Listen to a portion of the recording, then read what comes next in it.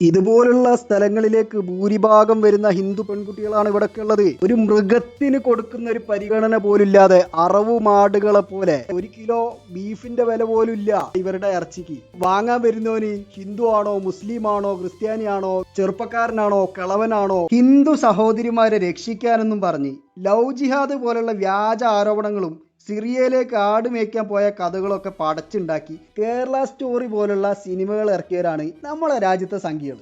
അവര് പടച്ചുവിട്ട കെട്ടുകഥകളെക്കാളൊക്കെ എത്രയോ ഭീകരമായ അവസ്ഥയിലുള്ള യാഥാർത്ഥ്യങ്ങൾ നമ്മുടെ രാജ്യത്ത് നമ്മുടെ കണ്ണിന്റെ മുന്നിൽ തന്നെ ഉണ്ട്.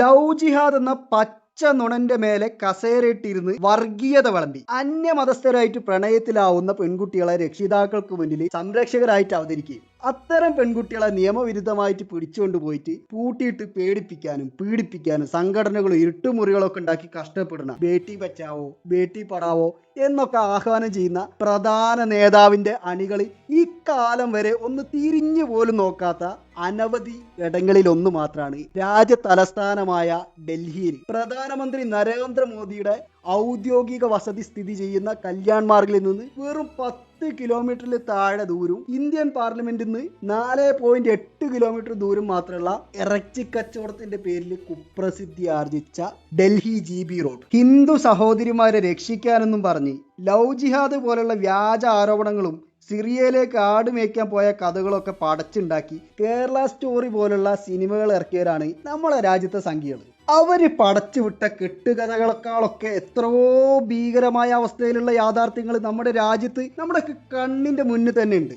രക്ഷിക്കാനും സംരക്ഷിക്കാനും ആരും ഇല്ലാത്തതുകൊണ്ട് മാത്രം ഗതികേട് കൊണ്ടും ചതിപ്പെട്ടും കിഡ്നാപ്പ് ചെയ്തും ഒക്കെ എത്തിച്ചേർന്ന എണ്ണിയാലൊടുങ്ങാത്ത ഹിന്ദു സ്ത്രീകളുടെയും പെൺകുട്ടികളുടെയും ഒക്കെ തേങ്ങലുകൾ GB റോഡിലെയും പരിസരങ്ങളിലൊക്കെ പഴക്കം ചെന്ന കെട്ടിടങ്ങളെ അകത്തളങ്ങളിലുള്ള ഓരോ ഇരുട്ടുമുറിന്റെ ഉള്ളിലും അടിച്ചമർത്തപ്പെട്ട് കിടക്കുന്നുണ്ടെന്ന് നേതാക്കന്മാരും പോലീസുകാരൊക്കെ കാമം തീർക്കാനും ഈ കണ്ട പെണ്ണുങ്ങളെ മാനം വിറ്റതിന്റെ വിഹിതം പറ്റാനും വേണ്ടിയിട്ട് കേറി ഇറങ്ങുന്നത് കണ്ട് മടുത്ത് ചത്ത മനസ്സും മരവിച്ച ശരീരമായിട്ട് വഴി കൂടെ പോകുന്ന ആൾക്കാരെ മാടി വിളിക്കണ പെൺരൂപത്തിലുള്ള പേക്കോലങ്ങളിൽ നമുക്ക് അവിടെ കാണാൻ പറ്റും. ഇതിലൊക്കെ ഭൂരിഭാഗവും ഹൈന്ദവ മതത്തിൽപ്പെട്ട സ്ത്രീകളാണെന്നുള്ളത് നിഷേധിക്കാൻ പറ്റാത്ത യാഥാർത്ഥ്യമാണ് സംഖ്യകളെ. അകപ്പെട്ട് കഴിഞ്ഞാൽ പിന്നെ ഒരിക്കലും രക്ഷപ്പെടാനാവാത്ത ചതുപ്പ് നിലങ്ങൾ ഒരുക്കിയിട്ട് സ്ത്രീ ശരീരങ്ങളെ കെണിപ്പെടുത്തി വരിഞ്ഞു മുറുക്കുന്ന നീരാളി കൈകളുള്ള ഇരുണ്ട തെരുവുകൾ നമ്മുടെ രാജ്യത്തുടനീളുണ്ട്.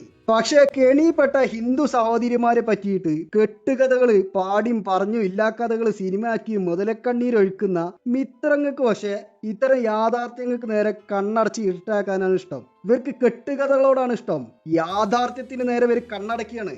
പെണ്ണിന്റെ കണ്ണീരും ചോരയും തളം കെട്ടി നിൽക്കുന്ന അടിസ്ഥാന സൗകര്യങ്ങൾ പോലും ഇല്ലാത്ത പകർച്ചവ്യാധികൾ മുതൽ എയ്ഡ്സ് വരെ രാജ്യത്തിന് സംഭാവന ചെയ്യുന്ന ഇങ്ങനെയുള്ള തെരുവുകൾ നിയന്ത്രിക്കുന്നത് ഉന്നതരടങ്ങുന്ന വലിയ മാഫിയകളാണ്. അതുകൊണ്ട് തന്നെ അവിടെ ഒരു ബേട്ടി ബച്ചാവും നടക്കൂല എന്നുള്ളത് സംഖ്യക്ക് നന്നായിട്ട് അറിയാം. രാജ്യം മുഴുവൻ കക്കൂസ് ഉണ്ടാക്കി സ്വച്ഛ് ഭാരത്, ബേട്ടി ബച്ചാവോ ബേട്ടി പഠാവോ എന്നൊക്കെ തള്ളി മറിക്കണ സാക്ഷാൽ നരേന്ദ്രമോദിക്കും മൂപ്പരെ വസതിയിൽ നിന്ന് 10 കിലോമീറ്ററിൽ താഴെ മാത്രം സ്ഥിതി ചെയ്യുന്ന ഇങ്ങനൊരു സംഗതി അവിടെ നടക്കുന്നതിനെ കുറിച്ചിട്ട് യാതൊരു അറിവില്ലാന്ന്. ഹിന്ദുവിൻ്റെയും ഹിന്ദു സ്ത്രീകളെയും രക്ഷകർ ചമഞ്ഞ് മതത്തിന്റെ പേരിൽ ആളുകളെ തമ്മിലടിപ്പിച്ച് മറ്റുള്ളവരെ വ്യക്തിപരമായ കാര്യങ്ങളിൽ പോലും അതിക്രമിച്ച് കയറി അനാവശ്യമായിട്ടുള്ള കിംവദന്തികൾ പറഞ്ഞിട്ട് അതിനെ വർഗീയവൽക്കരിച്ചിട്ട് അതിന്റെ പേരിൽ ഒരു കലാപം നടത്താൻ വരെ മടിയില്ലാത്ത കലുങ്ക് മുതൽ മോദി വരെയുള്ള മിത്രങ്ങൾക്ക് വൻ മാഫിയകളുടെ ഗുണ്ടാ സംഘങ്ങളെ നിയന്ത്രണത്തിലുള്ള ഇത്തരം മാംസ വിൽപ്പന കേന്ദ്രങ്ങളിൽ പെട്ടുപോകുന്ന സ്ത്രീകളുടെ മതം തിരിച്ച് ചോര തിളപ്പിക്കാനും രക്ഷപ്പെടാൻ യാതൊരു മാർഗമില്ലാതെ പെട്ടുകിടക്കുന്ന ഹൈന്ദവ സഹോദരിമാരെ രക്ഷിക്കാനും യാതൊരു താല്പര്യമില്ലാത്ത വേറൊന്നുകൊണ്ടല്ല. കൂട്ടം കൂടി തിരിച്ചടിക്കില്ല എന്ന് ഉറപ്പുള്ള ആൾക്കാർ നെഞ്ഞത്ത് കയറി കൈത്തരിപ്പ് തീർക്കുന്ന പോലെ അത്ര എളുപ്പമുള്ള കാര്യമല്ല ഇവിടൊക്കെ പെട്ടുകിടക്കുന്ന സ്ത്രീകളെ രക്ഷപ്പെടുത്തുക എന്നുള്ളത് അവർക്ക് നന്നായിട്ട് അറിയാം. ഇടപാടുകാരും നടത്തിപ്പുകാരും പ്രധാനമായിട്ടും മിത്രങ്ങളെ നേതാക്കളും ഒക്കെ തന്നെ ആയിരിക്കും എന്നുള്ളത് മറ്റൊരു യാഥാർത്ഥ്യമാണ്. ഇതൊക്കെ കേൾക്കുന്ന സംഖ്യകൾ ചിലപ്പോൾ കുരുപൊട്ടിയിട്ട് ചോദിക്കും, കോൺഗ്രസ് ഭരിക്കുന്ന സമയത്ത് ഈ റെഡ് സീറ്റുകളൊക്കെ ഇവിടെ ഇല്ലേ എന്നുള്ളത്. ഉണ്ടായിരുന്നു. പക്ഷേ കോൺഗ്രസ് ഭരിക്കുന്ന സമയത്ത് ഏതെങ്കിലും ഹിന്ദു പേരുള്ള ഒരു പെൺകുട്ടി ഒരു മുസ്ലിം പേരുള്ള അല്ലെങ്കിൽ മറ്റൊരു മതത്തിൽപ്പെട്ട ഒരാളെ പ്രണയിക്കുക കല്യാണം കഴിക്കുക ചെയ്യുമ്പോഴത്തേക്ക് കുരുപൊട്ടുന്ന ആൾക്കാരില്ലേനി. ലവ് ജിഹാദെന്നും കാക്ക കൊത്തി എന്നൊക്കെ പറഞ്ഞ് കരയുന്ന ആൾക്കാരില്ലായിരുന്നു. സിറിയയിലേക്ക് ആട് മേയ്ക്കാൻ കൊണ്ടുപോയി എന്ന് പറയുന്ന ആൾക്കാരില്ലായിരുന്നു. ഒരു സംസ്ഥാനത്തെ ജനങ്ങളെ മുഴുവൻ മോശമാക്കുന്ന രീതിയിൽ കേരള സ്റ്റോറി പോലുള്ള സിനിമകൾ എടുക്കുന്ന ആൾക്കാരില്ലായിരുന്നു. ഇതൊക്കെ ഉള്ളത് സംഘികൾ വന്ന സമയത്താണ്. ഏതെങ്കിലും ഒരു പെൺകുട്ടി മാന്യമായിട്ട് ആരെങ്കിലും പ്രണയിക്കുക, കല്യാണം കഴിച്ച് മറ്റൊരു മതസ്ഥന്റെ കൂടെ ജീവിക്കുകയൊക്കെ ചെയ്യുന്ന സമയത്ത് ചോര തിളക്കണ കുരു പൊട്ടി ഒലിക്കുന്ന സംഘികൾ. ഇതുപോലുള്ള സ്ഥലങ്ങളിലേക്ക് ഭൂരിഭാഗം വരുന്ന ഹിന്ദു പെൺകുട്ടികളാണ് ഇവിടൊക്കെ ഉള്ളത്. ഒരു മൃഗത്തിന് കൊടുക്കുന്ന ഒരു പരിഗണന പോലില്ലാതെ അറവുമാടുകളെ പോലെ 1 കിലോ ബീഫിന്റെ വില പോലും ഇല്ല ഇവരുടെ ഇറച്ചിക്ക്. വാങ്ങാൻ വരുന്നവന് ഹിന്ദു ആണോ, മുസ്ലിം ആണോ, ക്രിസ്ത്യാനിയാണോ, ചെറുപ്പക്കാരനാണോ, കിളവനാണോ, ചൊറിയുള്ളവനാണോ, ചൊറിയില്ലാത്തവനാണോ എന്നൊന്നും നോക്കുന്നില്ല. വെറും അറവുമാടുകളെ പോലെ ഇങ്ങനെ കൊണ്ടുവന്ന് വിൽക്കുന്ന സമയത്ത് ആ പെൺകുട്ടികളെ പേര് നോക്കി മതം നോക്കി ചോര തിളയ്ക്കാത്തതും അവരെ രക്ഷിക്കാൻ നിങ്ങൾക്ക് തോന്നാത്തതും കൊണ്ടാണ് സംഖ്യകളെ നിങ്ങളെ സംഖ്യകളെന്ന് വിളിക്കണേ. അബദ്ധത്തിൽ പോലും ഒരു മനുഷ്യനൊരു നന്മ വരാൻ വേണ്ടിയിട്ട് അല്ലെങ്കിൽ സമൂഹത്തിന് ഗുണമുണ്ടാവുന്ന ഒരു കാര്യം ചെയ്യരുത് എന്നുള്ള ഒരു നിർബന്ധം നിങ്ങൾക്ക് ഉണ്ടല്ലോ. അപ്പൊ എന്തായാലും വേണ്ടിയില്ല, ലവ് ജിഹാദ് തുലയട്ടെ, റെഡ് സ്ട്രീറ്റുകൾ ഉയരട്ടെ. ഇത്രയും പറഞ്ഞുകൊണ്ട് നിർത്താണ്. നന്ദി.